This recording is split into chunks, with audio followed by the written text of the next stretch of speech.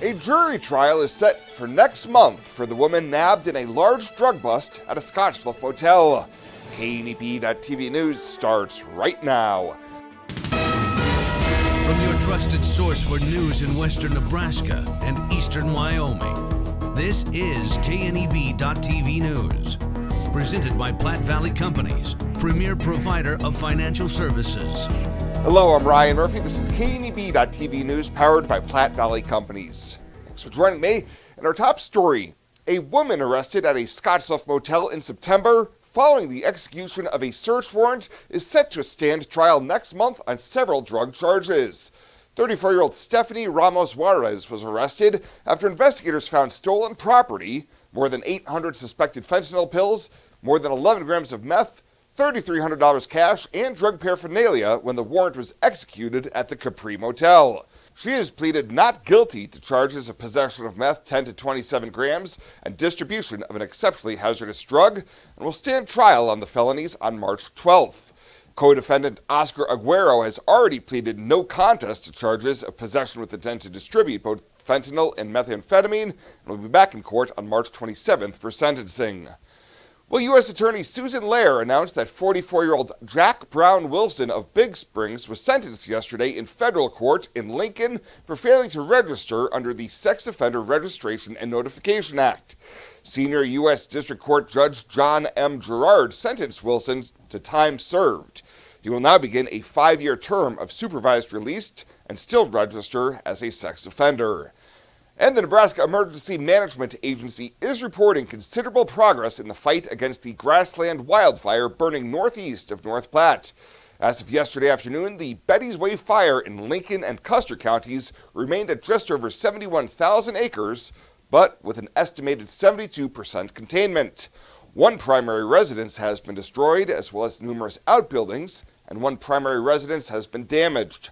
Currently, there are no evacuation orders in place. Fire managers are actively working with the American Red Cross and various state agencies to aid those affected. The Nebraska State Fire Marshal determined the fire was human-caused, resulting from mowing operations. We'll have more news right after this. The journey of a dream becoming reality. When we're young, a dream develops into a passion. That passion continues to manifest and grows as you do. It becomes all you want to do and all you want to be. It gives you direction. It drives you. Then, your dream has become a reality. When that dream is ready to be reality, Platte Valley Bank will be with you every step of the way. It takes a community to keep our waters clean. Please don't let pollutants be swept and carried away into our storm drains.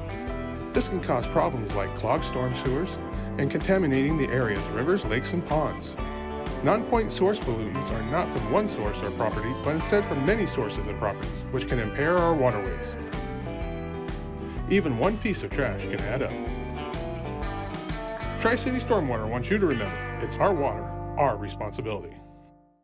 Welcome back. Debate continued yesterday on a measure that would phase out Nebraska's inheritance tax over several years.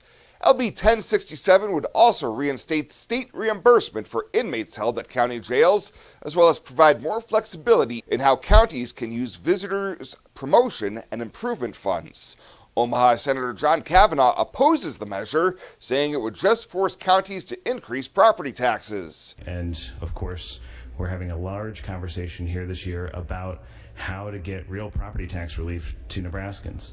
And I can tell you, just looking at this handout from Senator Clements, Douglas County's annual revenue 5-year average is $12 million. If you take away Douglas County's ability to raise $12 million annually, the way they're going to fill that is by increasing their levies, which will increase property taxes. So this would effectively be a property tax increase on my constituents. Elkhorn Senator Luann Linehan said that argument doesn't hold water, as Douglas County recently received more than double their average inheritance tax last year and still increased the amount of property tax taking. The debate consumed the entire morning floor discussion on Tuesday without any action on amendments or the bill itself. And Secretary of State Bob Evnen has announced the slate of presidential candidates that will tentatively appear on the May primary ballot. For the Republican nomination, it will be former President Donald Trump, Nikki Haley, and by petition, Perry Johnson. For Democrats, President Joe Biden will be on the ticket, as well as Dean Phillips. 6 candidates are vying for the Libertarian Party nomination, and while no candidates were recognized for the Legal Marijuana Now Party, interested individuals can petition onto the ballot, but have to do so by March 14th.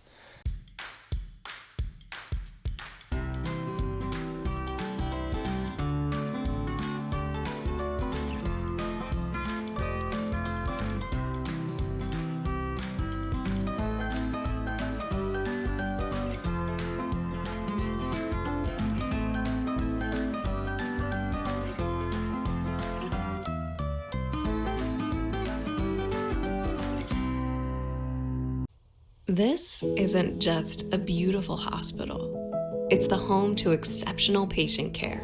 This is where specialty clinics meet your needs. This is where a friendly smile, a warm hand, and an empathetic ear exist to care for you. This is us. Box Butte General Hospital. Great things are happening here.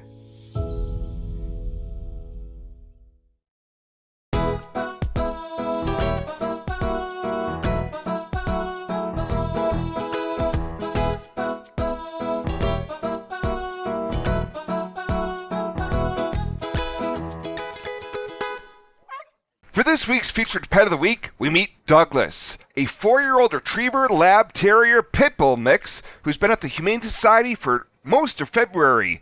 Staff says he is ready to give all the love in the world to his next human adopters. He loves walks, giving kisses, and of course, treats.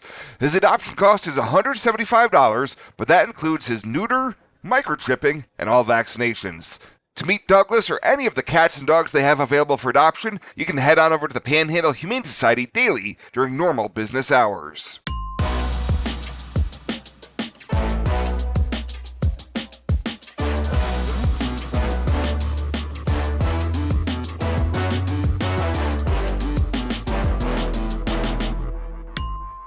Welcome to Kelly's Liquor, your liquor cabinet. Whether you're a wine enthusiast, a whiskey sommelier, a tequila connoisseur, or you just love your beer, Kelly's has the best selection of what you're looking for. Family owned and operated since 1946 and right on 27th Street in Scottsbluff. Come see us today at Kelly's Liquor, your liquor cabinet. And remember to be a good neighbor. Don't drink and drive. Kelly's Liquor, West 27th Street in Scottsbluff.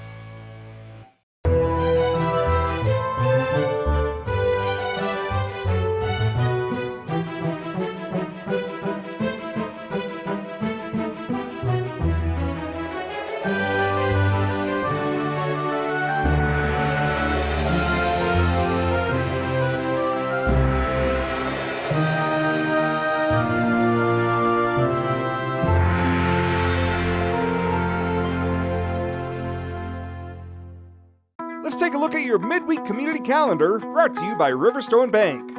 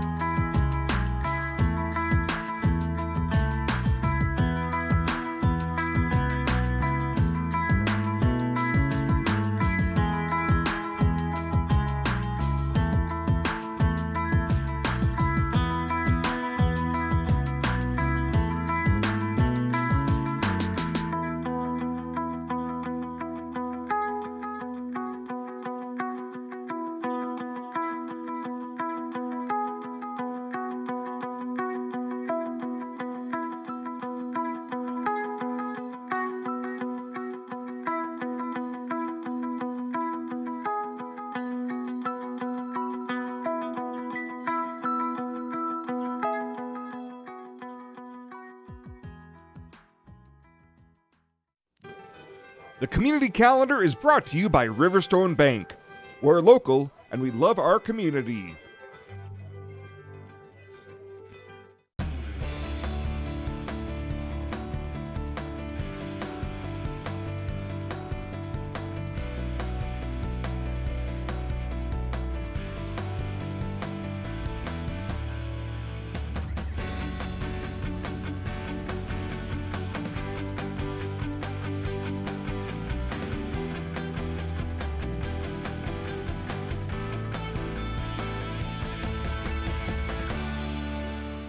At Platte Valley Bank, we want to help you take advantage of every adventure. We know you have plans, goals, and dreams. Let us help you with them. Whether you are just starting the business you have always imagined or looking to grow your existing one, we have a business loan to fit your needs. Stop in and see us at Platte Valley Bank and let us help make your dreams a reality. You belong here. Platte Valley Bank, member FDIC, equal housing lender. And finally tonight, folks in Scottsbluff looking for a new breakfast spot will have a new option starting later this week. Bacharach's is now offering breakfast and will be officially open to the public this Friday, March 1st, starting at 6 a.m.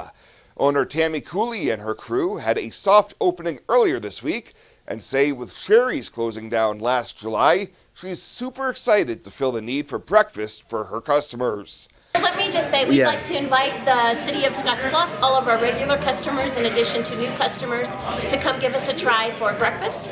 We felt that there was a need for another breakfast spot in the Scottsbluff-Ewing area, and we are super excited to be able to serve the public and be able to fill that need for breakfast for our customers.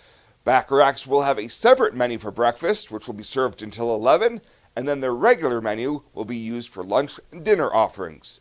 They will also be serving up specialty brunch-type drinks, including mimosas and Bloody Marys. Well, that does it for us this time. Thank you so much for tuning in. Stay safe out there. We'll see you here next time.